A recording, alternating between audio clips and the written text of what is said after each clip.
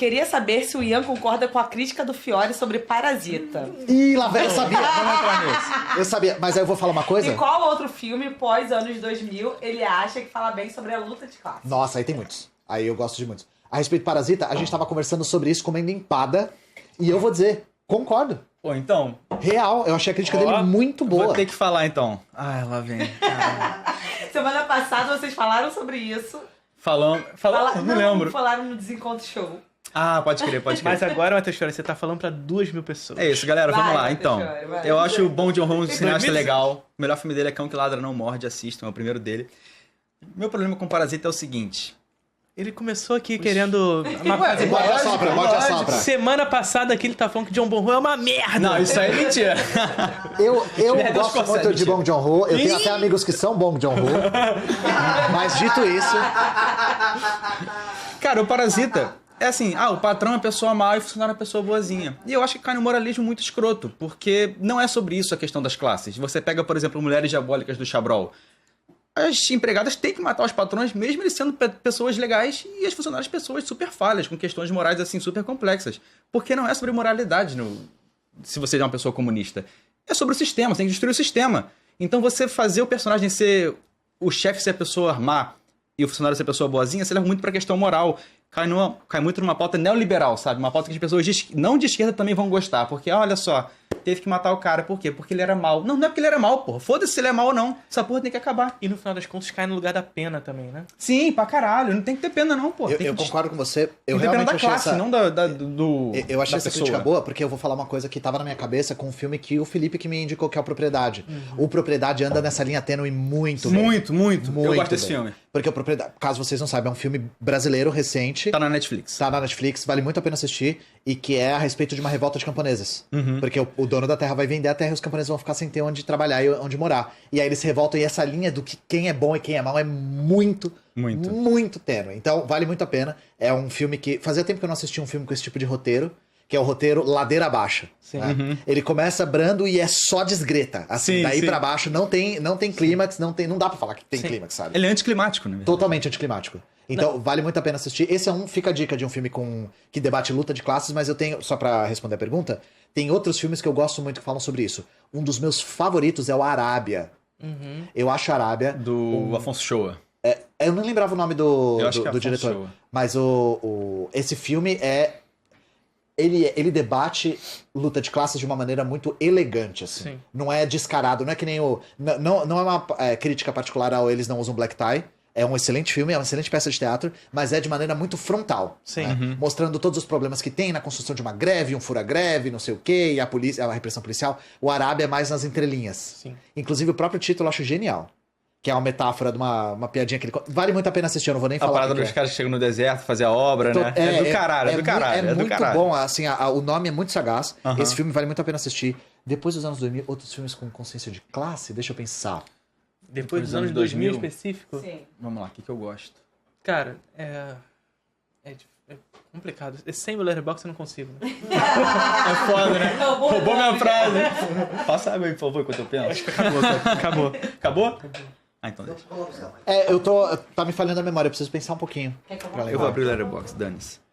Tá, enquanto isso, o Tem João outro. virou... Deixa eu só falar. Ah, tem Mad Max. Pensam, Mad Max. Deixa eu só com você pra pegar água pra vocês. Senão eu vou perder de novo. E Túlio Fonseca, ele virou membro só pra mandar uma pergunta pra gente. E virou e falou, membro novo pode mandar pergunta? Pode mandar superchat também, mas pergunta eu tô lendo. Virei membro e achei que teria direito a uma pergunta. Qual é a obra comunista mais importante da história? Manifesto do PC, o Capital ou Shimon Bombom? Não, pra mim é Lepo Lepo do Psirico. Pra mim. Eu lembrei de outro filme bom que fala sobre isso, que é o Pedágio da Carolina Mankiewicz. Não vi. Recente. Esse é ótimo também, eu gostei. Sim. Ela tem 2 longas e eu gosto muito dos 2. Que é o Carvão e o Pedágio. Eu gosto mais do Carvão, mas o Pedágio tem mais a ver com luta de classes. Sim. E esse tem também tem na Prime, tem em streaming. Ela Ela ganhou agora o prêmio brasileiro no cinema. vale Dá muito a pra pena premiação. assistir.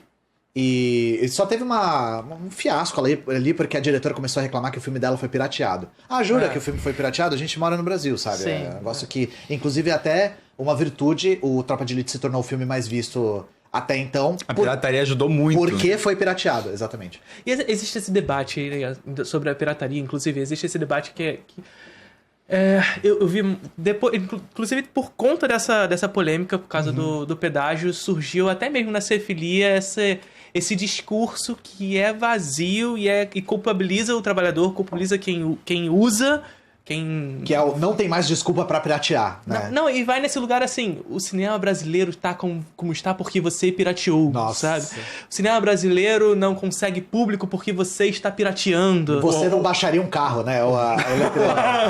O sol tá esquentando porque eu tomo banho em 10 minutos. É a mesma coisa, porra. Esse papo é real. Obrigado STF, sempre ele.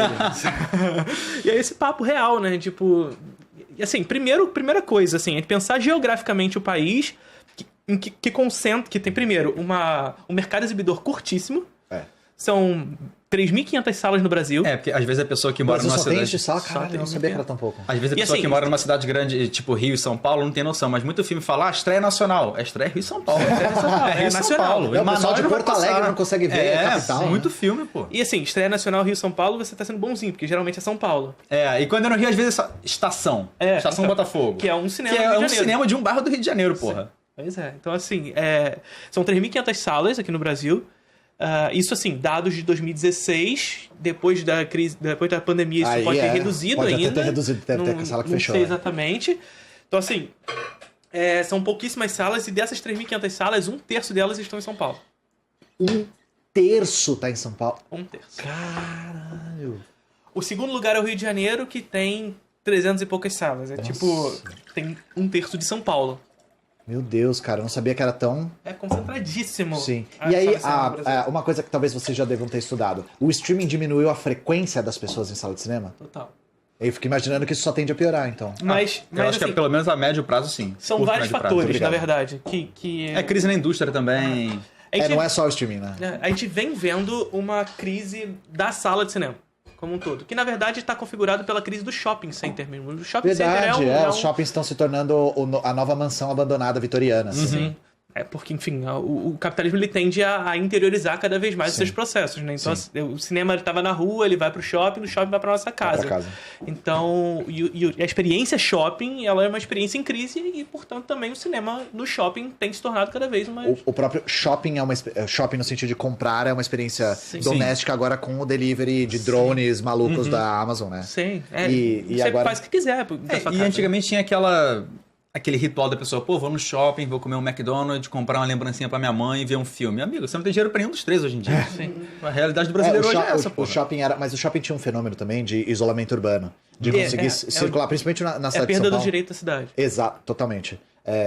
Esse shopping fechado cria da década de 80. A gente teve duas ondas de shoppings, né? Que foi shoppings que tinham uma arquitetura de passagem. Lá em São Paulo tem caso vocês já tenham ido pra Avenida Paulista, tem um shopping que tem essa arquitetura típica da década de 50 e 60, que é o Conjunto Nacional. Sim. O Conjunto Nacional é um que você passa andando na rua e não tem porta. E tem cinema dentro, inclusive. Aí depois, na década de 80, que a gente tem essa arquitetura de shoppings fechados. Que são aquele que você não consegue saber se é dia, se é noite. Não consegue saber se tá quente, se tá frio. É um cassino.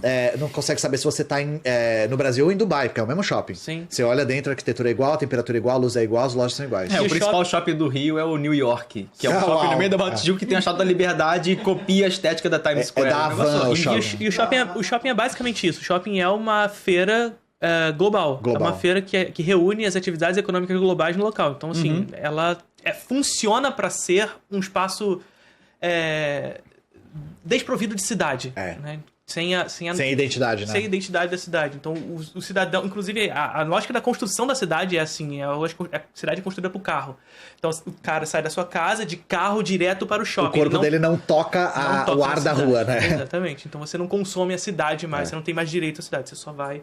Só vê a Barra da Tijuca, por exemplo. A calçada desse tamanhinho, porra, a avenida para 8 carros passarem um do lado do outro. Sabe? É um absurdo.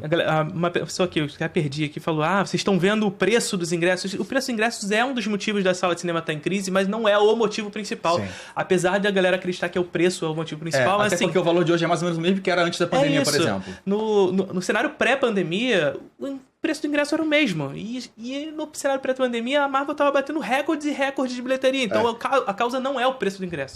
A causa é todo um processo, inclusive, de contradições capitalistas. Porque o capitalismo ele tende a se autodestruir e se construir em cima da sua autodestruição. Uma burguesia ruim enquanto a outra está nascendo.